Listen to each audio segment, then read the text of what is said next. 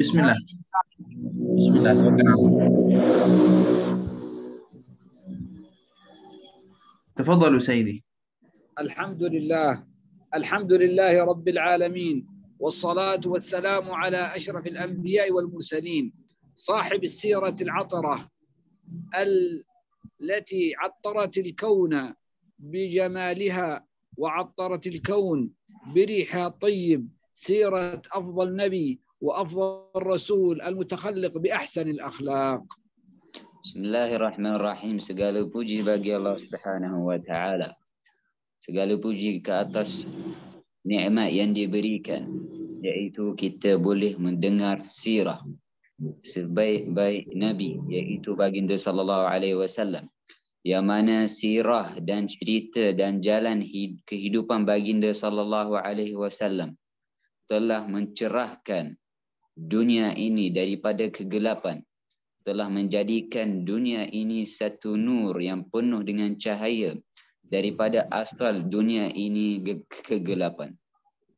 نقرأ وإياكم في هذه المجالس في سيرة سيدنا رسول الله صلى الله عليه وسلم لزيادة العلم ولأجل أن نسير على سيرته وننهج على منهاجه ونعمل بأعماله صلوات الله وسلامه عليه وعلى آله. Kita membaca sirah ini dan menceritakan tentang sirah dan jalan kehidupan baginda sallallahu alaihi wasallam untuk pengetahuan kita mengenainya menambah lagi, dan supaya kita menjalani seperti jalan cara baginda sallallahu alaihi wasallam, dan supaya kita menuju atas tujuan yang baginda sallallahu alaihi wasallam kehendaki dan Allah Subhanahu wa taala.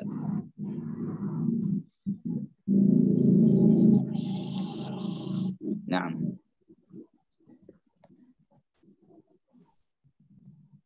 لأن السيرة والقصص من أحسن ومن أجمل وأيسر ما يربي الأخلاق. Kerana sirah ini adalah satu perkara dan satu cerita yang paling mudah mendidik kita untuk menjadi orang yang berakhlak seperti baginda sallallahu alaihi wasallam. وقد أخبرنا القرآن أن قصص النبيين يثبت فؤاد سيدنا رسول الله ويزيد في إيمانه، فقال تعالى: لقد كان في قصصهم عبرة وكلا نقص عليك من أنباء الرسل ما نثبت به فؤادك. Dan di dalam Al-Quran menyebutkan kepada baginda sallallahu alaihi wasallam bahawa kisah-kisah dan cerita para anbiya itu menguatkan hati dan iman kamu, wahai Muhammad, dan menjadikan sebagai ibrah pengajaran untuk kamu dan umat kamu juga. Nah.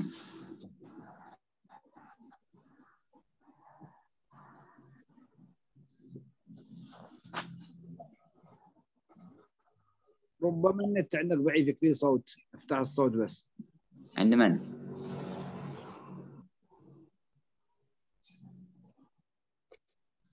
النت عندي قوي. تفضل سيدي، سامعينك إن شاء الله.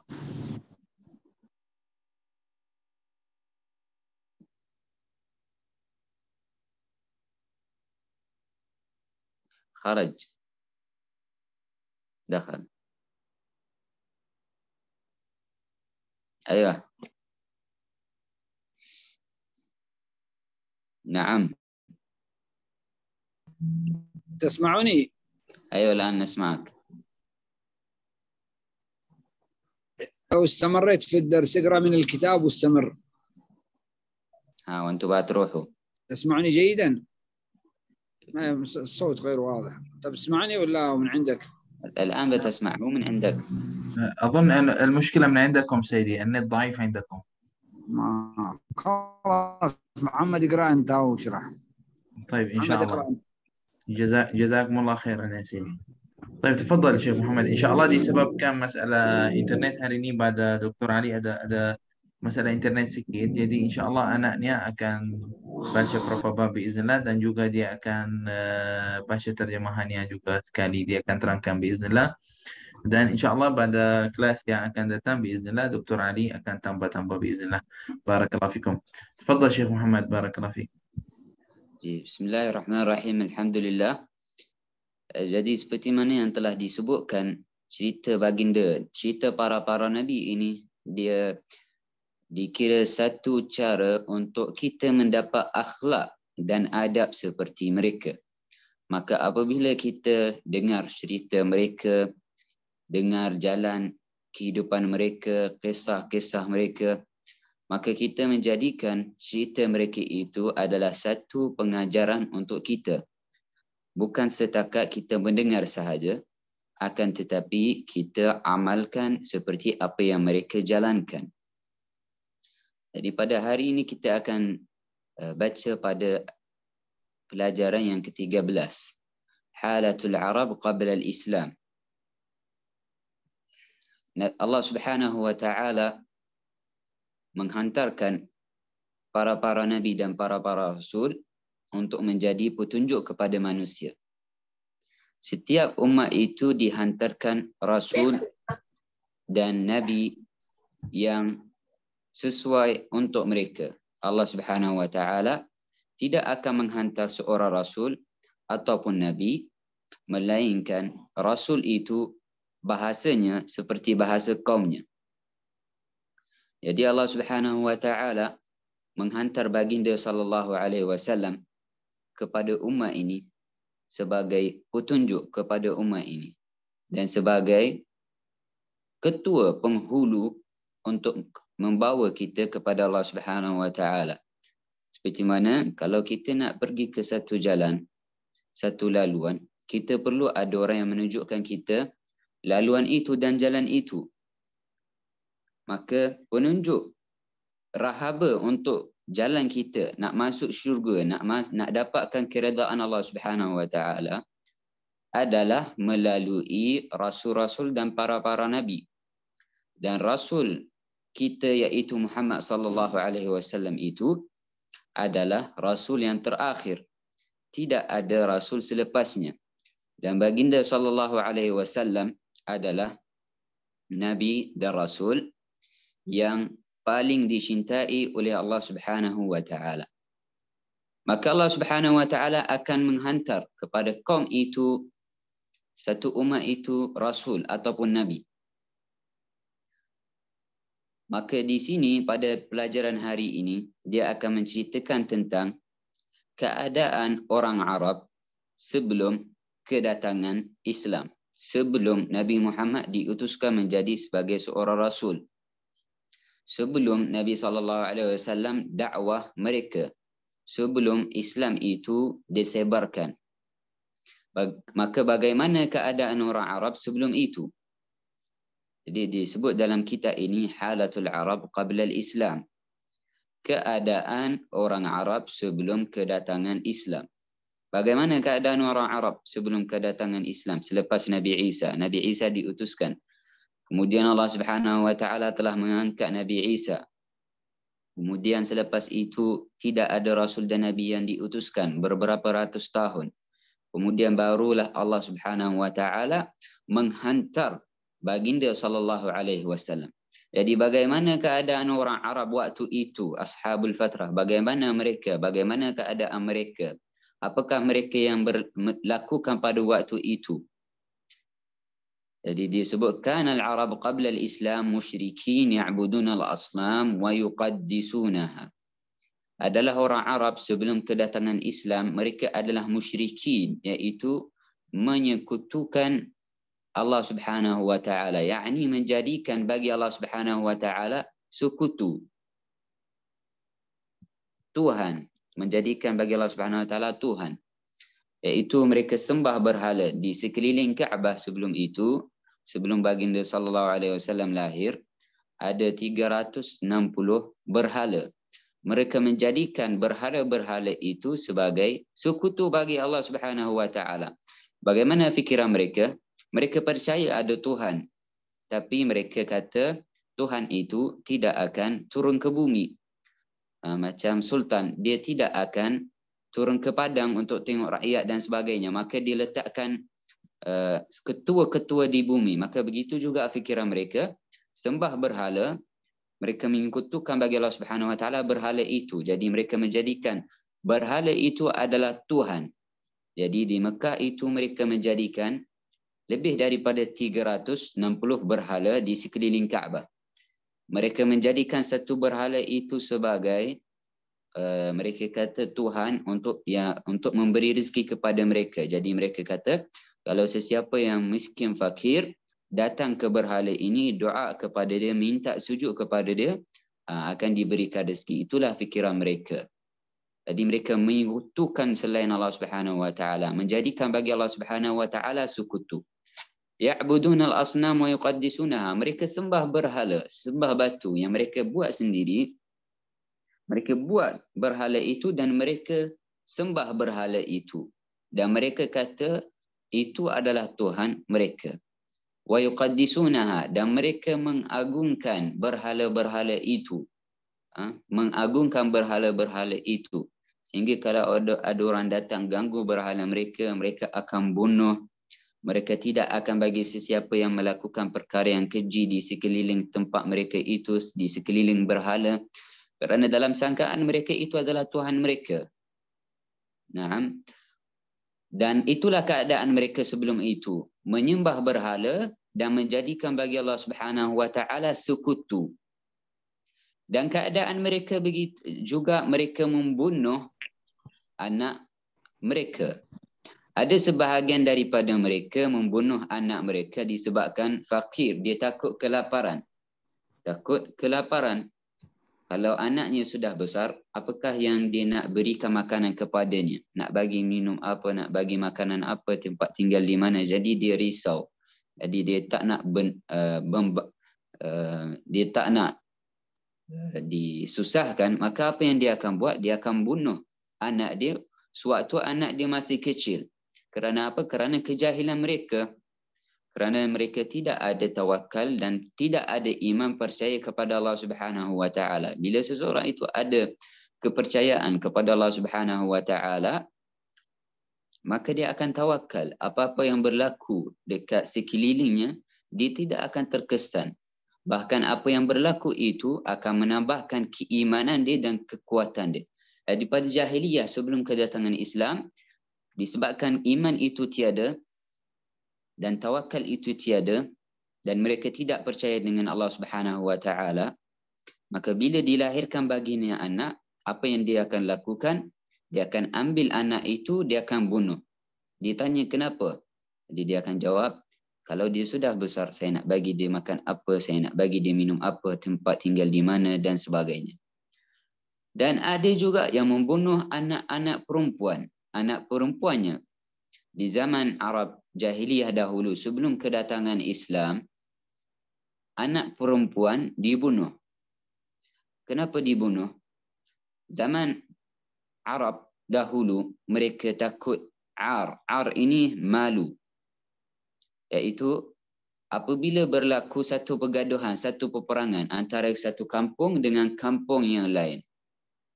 Maka kampung itu akan, bila kampung itu menang ataupun mengalahkan kampung yang satu lagi, maka apa yang mereka akan buat? Anak perempuan dan isteri kampung yang lain itu, mereka akan mengambil anak perempuan mereka dan mereka akan mempermainkan anak perempuan mereka.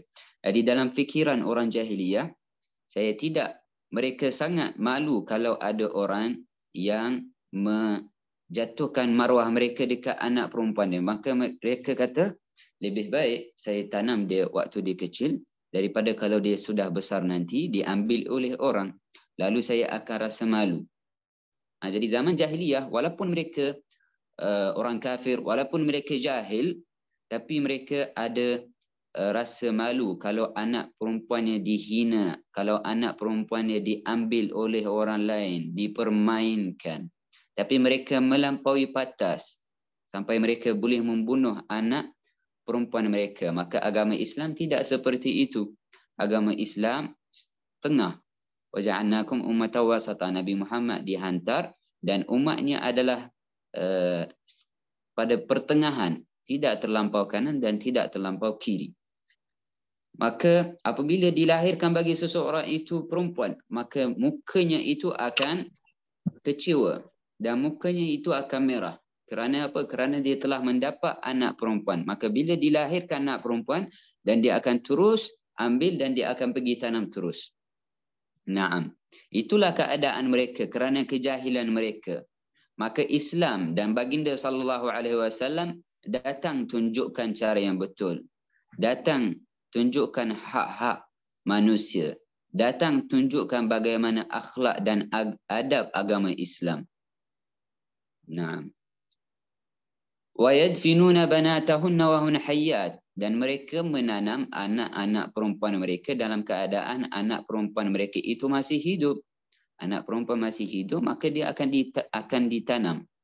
Khasyatal 'ar, kerana takut malu. Wal 'aib, dan aib, bila sudah besar dan diambil oleh orang lain, maka dia takut itu jadi dibunuh dan dia tanam dalam keadaan masih hidup sewaktu kecil. Wa kanu mutanafirina mutasyajirina yuharibu ba'dhum ba'dha li awhal asbab, dan adalah mereka sering berpecah belah, mutasyajirin, sering bergaduh, yuharibu ba'dhum ba'dha, saling memerangi satu sama yang lain, li awhal asbab, atas sebab-sebab yang kecil, sebab-sebab yang remeh. Zaman jahiliyah, disebabkan tiada iman, tiada taqwa di dalam hati mereka sebelum kedatangan Islam, maka sebab yang kecil itu, apa-apa sebab yang berlaku di antara mereka akan menyebabkan satu pergaduhan yang besar. Seperti mana yang kita tahu, Hajarul Aswad apabila Al-Kaabah diruntuhkan, kemudian dibina semula oleh orang Quraisy, kufar Quraisy, dibina Al-Kaabah, kemudian mereka nak letak Hajarul Aswad di tempatnya. Untuk meletakkan Hajarul Aswad, semua bergaduh, hampir nak perang, hampir nak membunuh. Ini membunuh itu disebabkan apa? Mereka kata, saya patut letak Hajarul Aswad di tempat dia. Yang kabilah ini kata, saya patut letakkan Hajarul Aswad di tempatnya. Jadi mereka semua nak bergaduh, nak bunuh antara satu sama yang lain disebabkan apa? Sebabkan siapa boleh letak Hajarul Aswad. Maka disebabkan benda-benda yang kecil menyebabkan mereka bergaduh, berperang. Ini membenci ini datang membunuh dia, ini disebabkan apa? Disebabkan sebab-sebab yang kecil. Disebabkan apa? Disebabkan iman dan taqwa tidak ada di dalam hati mereka. Nah, maka dia telah disebutkan di sini, sebelum kedatangan Islam, keadaan orang Arab menjadikan sekutu bagi Allah Subhanahu wa taala, iaitu mereka sembah berhala. Keadaan mereka membunuh anak-anak mereka kerana takut kemiskinan, takut fakir.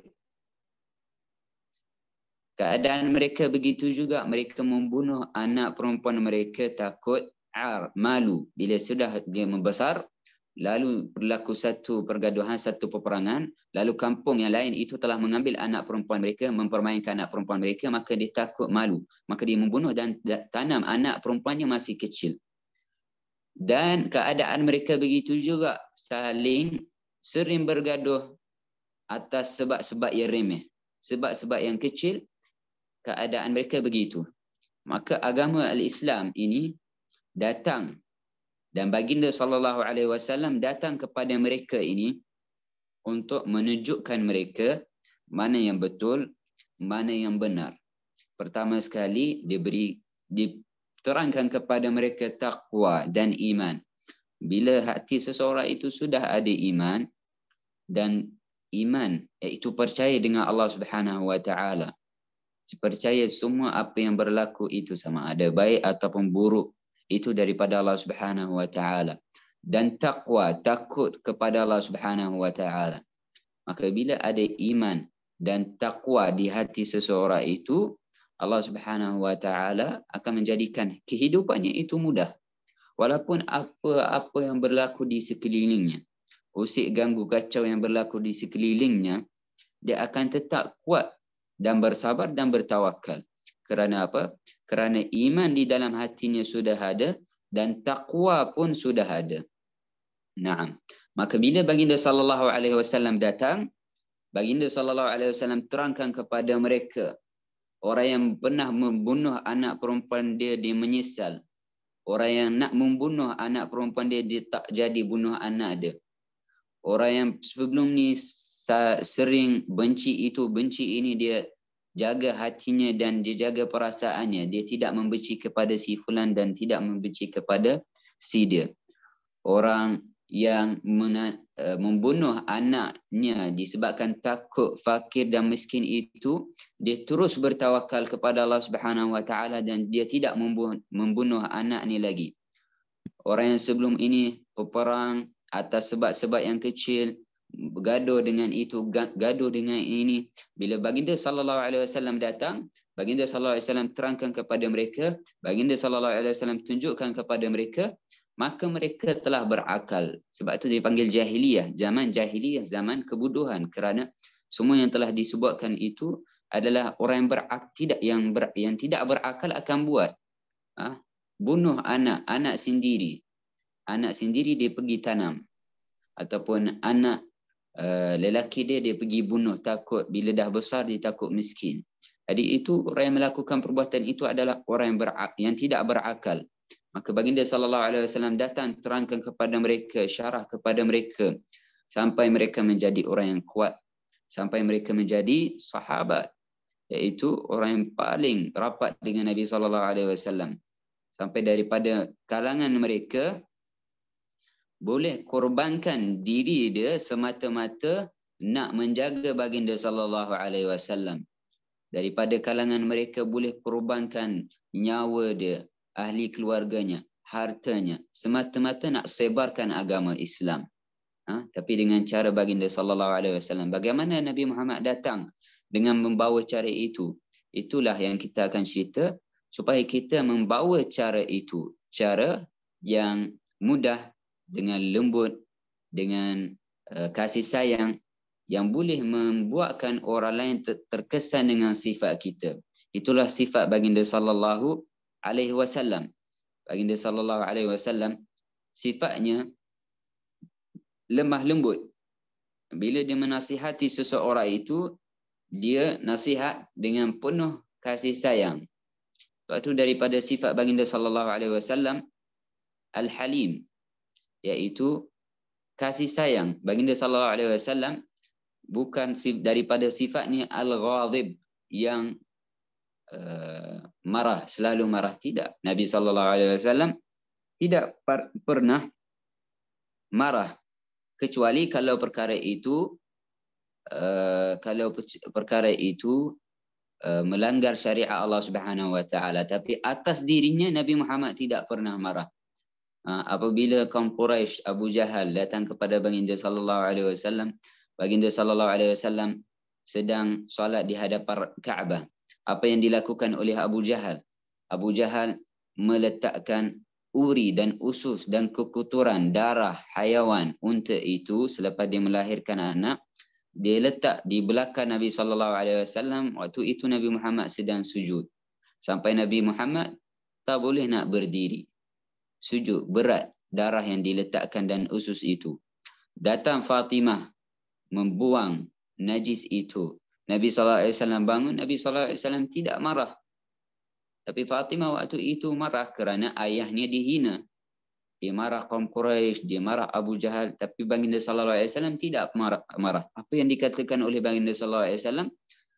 Tinggalkan mereka wahai Fatimah. Sesungguhnya Allah Subhanahu wa taala akan mengambil balasan daripada mereka.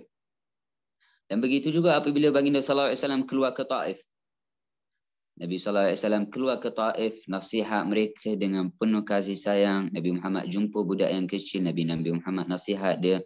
Nabi Muhammad jumpa orang dewasa, Nabi Muhammad nasihat dia. Nabi Muhammad jumpa lelaki, Nabi Muhammad nasihat dia.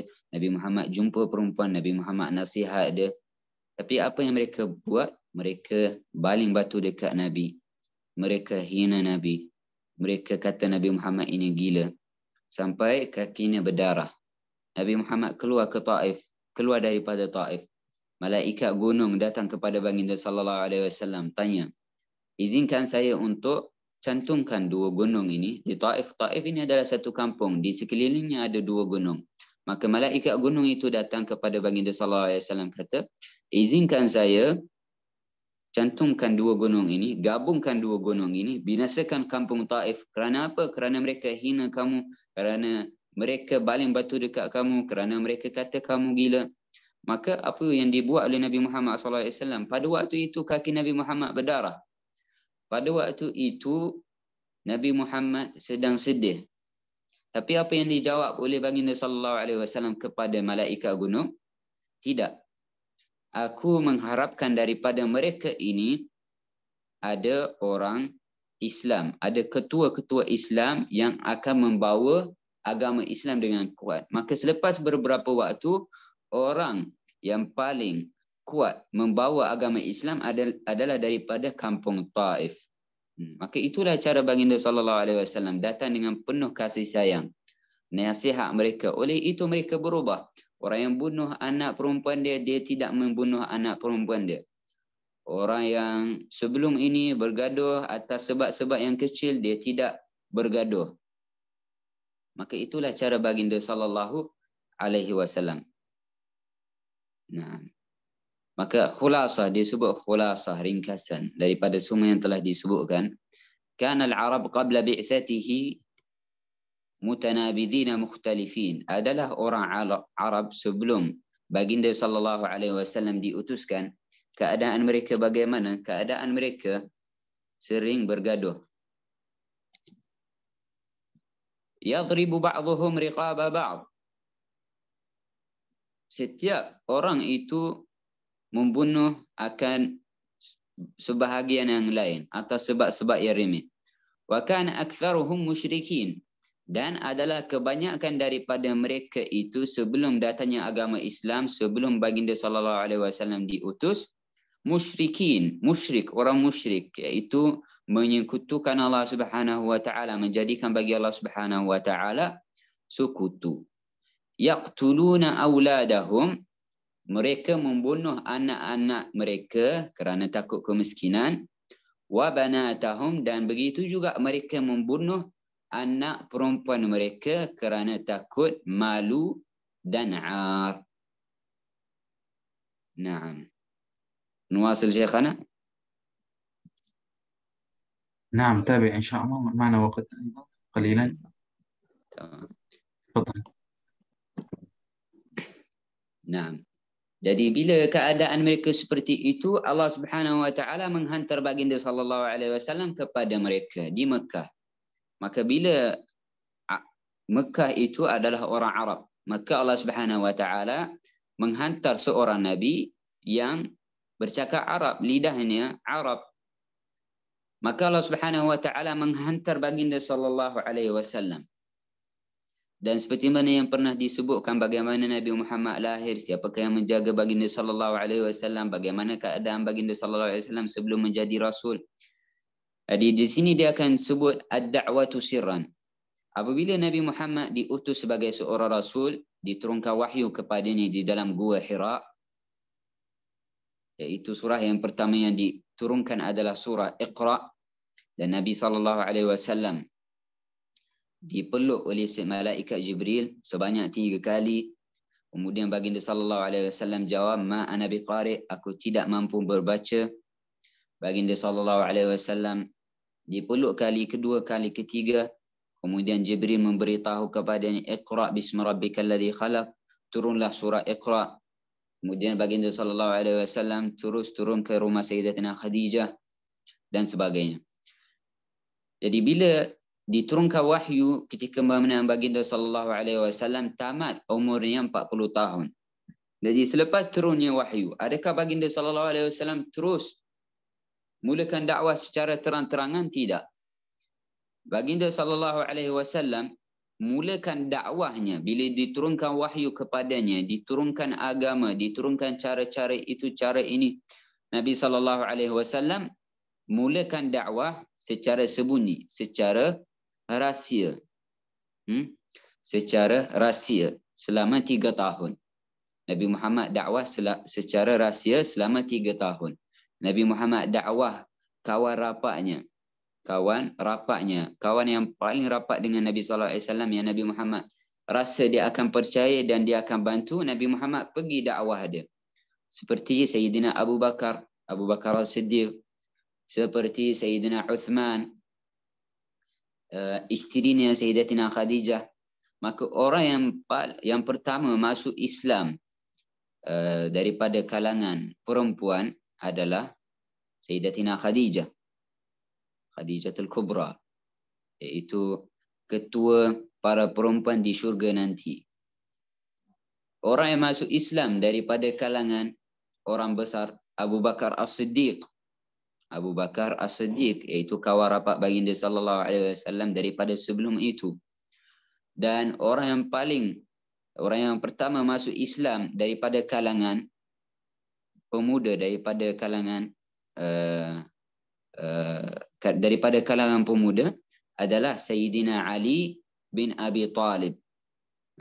Sayyidina Ali bin Abi Talib, iaitu suami kepada Sayyidatina Fatimah, putri kepada baginda sallallahu alaihi wasallam. Maka Nabi sallallahu alaihi wasallam diturunkan wahyu kepadanya. Nabi Muhammad mula dakwah secara sembunyi, bukan terang-terangan.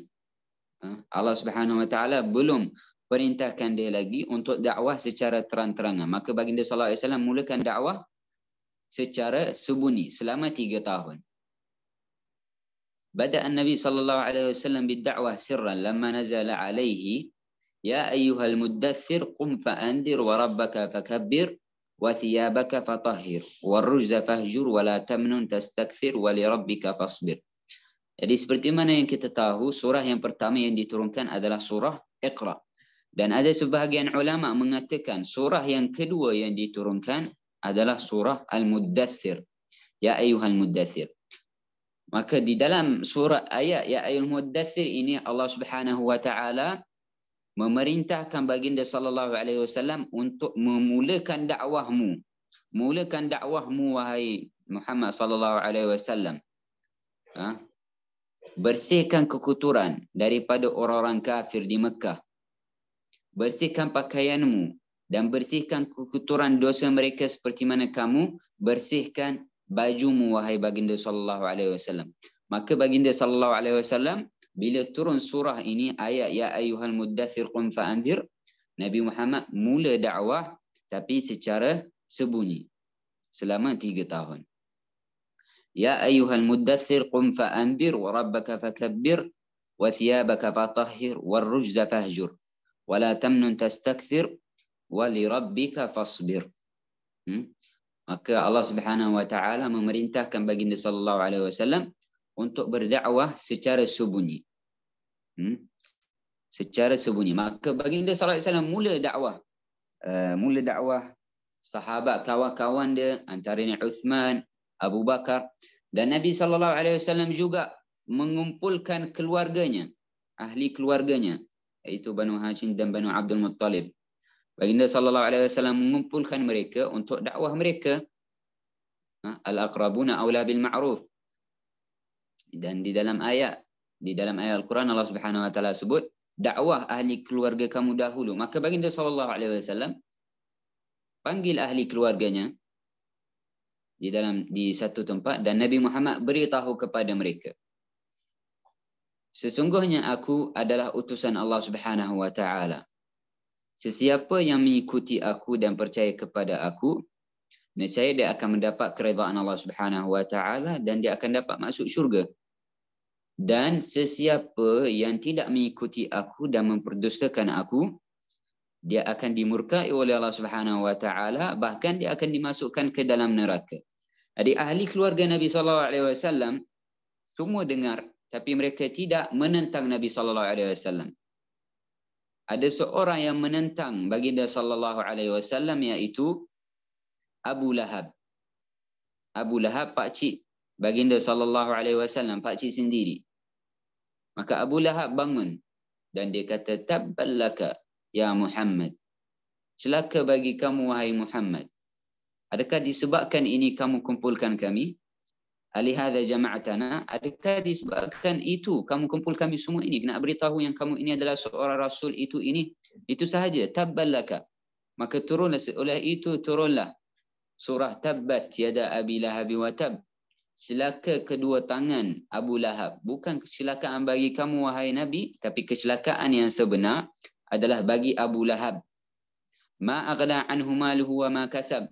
Hartanya dan apa yang dia dapati segala itu tidak akan memberi manfaat kepadanya. Oleh itu Abu Jahal dimasukkan ke dalam neraka dan dia mati dalam keadaan kufur musyrik. Dalam keadaan ganggu baginda sallallahu alaihi wasallam. Naam. Maka baginda sallallahu alaihi wasallam mula dakwah ahli kawan-kawan dia seperti Uthman, Abu Bakar, Ali, Khadijah, ahli kawan-kawannya, kemudian ahli keluarganya sendiri. Dan apabila Nabi sallallahu alaihi wasallam kumpul mereka yang menentang Abu Lahab, pakcik Nabi Muhammad. Dan Nabi sallallahu alaihi wasallam tanya, siapakah yang mengikuti aku? Maka Sayyidina Ali radhiyallahu anhu terus bangun dan dia kata, ana laha, aku mengikutimu wahai baginda sallallahu alaihi wasallam. Maka disebabkan itulah dia dikira antara pemuda dan dialah pemuda yang pertama masuk Islam. Maka itu adalah satu kemuliaan yang besar bagi Sayyidina Ali radhiyallahu anhu. Dan dia banyak membantu baginda sallallahu alaihi wasallam. Begitu juga Abu Bakar radhiyallahu anhu banyak membantu baginda sallallahu alaihi wasallam. Begitu juga isterinya Sayyidatina Khadijah radhiyallahu anha. Dialah yang sangat membantu baginda sallallahu alaihi wasallam. Sehingga apabila Sayyidatina Khadijah wafat, tahun itu dipanggil tahun kesedihan. Kerana Khadijah, Sayyidatina Khadijah, isteri tersayang baginda sallallahu alaihi wasallam meninggal. Bahkan Sayyidatina Aisyah, isteri baginda sallallahu alaihi wasallam kata, aku tidak pernah iri hati dekat seseorang itu walaupun sudah meninggal melainkan Sayyidatina Khadijah, kerana dia banyak, baginda sallallahu alaihi wasallam banyak cerita kelebihan Sayyidatina Khadijah kepada Sayyidatina Aisyah. Jadi Sayyidatina Aisyah kata, aku iri hati, aku jealous disebabkan Nabi sallallahu alaihi wasallam banyak menyebut tentang Sayyidatina Khadijah walaupun dia sudah meninggal, sudah ada dalam kubur, tapi saya tetap jealous dan iri hati disebabkan Nabi sallallahu alaihi wasallam banyak menyebut kelebihan dia. Naam. Maka kesimpulan dia, Nabi Muhammad bila di keadaan orang Arab sebelum kedatangan Nabi Muhammad sallallahu alaihi wasallam menyembah berhala, menjadikan bagi Allah Subhanahu wa taala sekutu, membunuh anak lelaki mereka kerana ketakutan tidak boleh memberi makanan dan minuman kepada mereka, membunuh anak perempuan mereka kerana takut malu, sering bergaduh, saling bergaduh antara satu sama yang lain. Semua itu disebabkan tidak ada iman dan taqwa.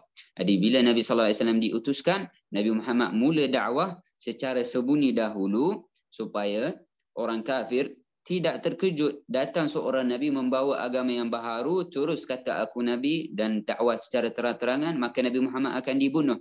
Bahkan Nabi Muhammad mula dakwah secara sembunyi selama 3 tahun. Selepas itu barulah Nabi SAW dakwah secara terang-terangan. Maka Nabi Muhammad mula dakwah dahulu sahabatnya yang rapat seperti Uthman, Abu Bakar dan ahli keluarganya sendiri.